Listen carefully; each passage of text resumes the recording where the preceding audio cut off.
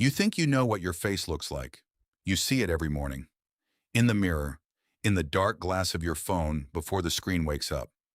It is the most familiar thing in your life, an image you have studied more than any painting, any face you love, but you have never actually seen it, not once, not the way the rest of the world sees it every day. And the reason is far stranger than a trick of glass. Think about how you meet your own face. You lean toward a mirror. There you are. It feels like a clean window onto yourself. It is not. It is reversed. A mirror shows you flipped. Left becomes right.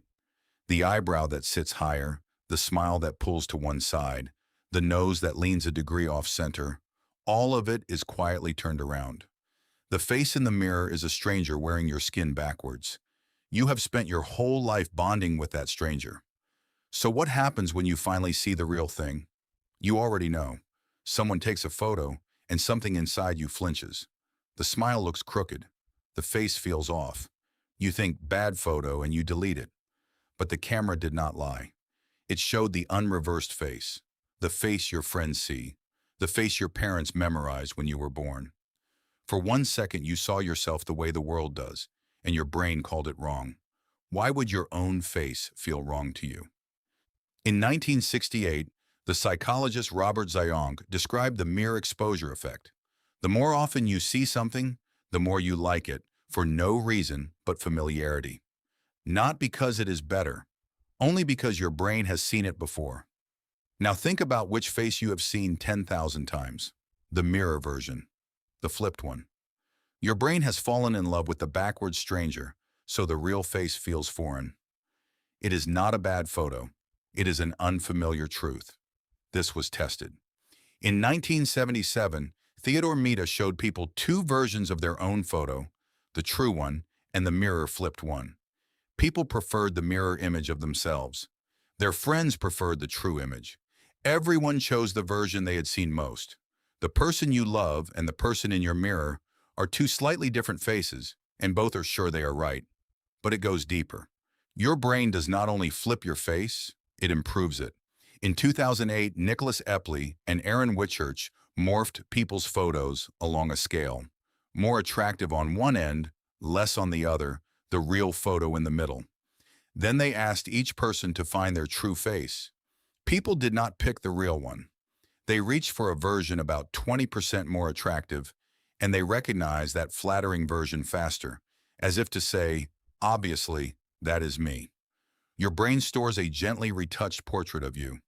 You carry a self-image quietly more beautiful than the face anyone actually sees. So a real photo does not just feel reversed.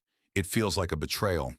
How much of what you think you look like is real, and how much is a kindness your own brain is paying you?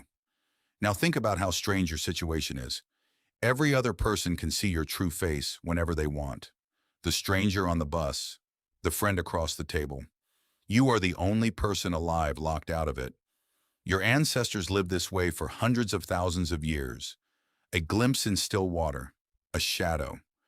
The clearest mirror a human had was the eyes of someone who loved them. You were not built to study your own face. You were built to read everyone else's, which is why the modern world feels quietly exhausting. You now carry a camera everywhere. Every selfie is a small collision between the face you have and the face your brain insists you have. No wonder so many people feel a constant discomfort. Earlier generations never had the equipment to feel.